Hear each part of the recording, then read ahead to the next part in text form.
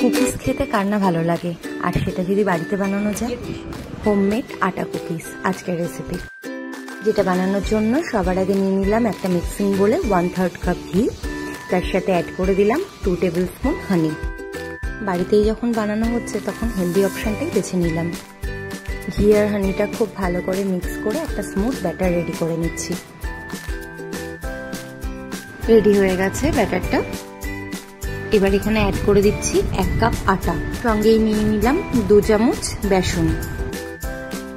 এরপর অ্যাড করে দিচ্ছি 1/4 টিস্পুন বেকিং সোডা আর একদমই সামান্য একটু নুন অ্যাড করেছি।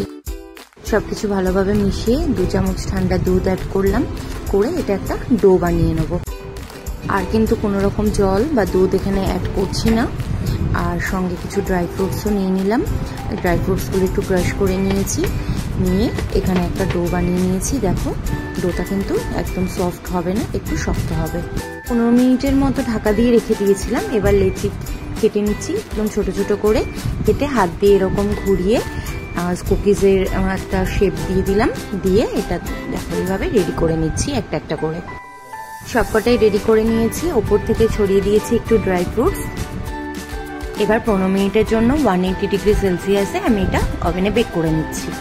আমার আটা কুকিজ কিন্তু রেডি। কুকিজ রুম টেম্পারেচারে চলে আসলে তারপরে এটা জারের মধ্যে ভরে নেওয়া যাবে আর এনজয় করতে পারবে চা বা কফির সাথে। এবার এক টেস্ট করার পালা। তো তোমরাও যদি আমার ভিডিওটা এনজয় করে থাকো অবশ্যই আমাকে জানিও, আর প্লিজ চ্যানেলটাকে একটু ফলো আর সাবস্ক্রাইব করো। Thank you.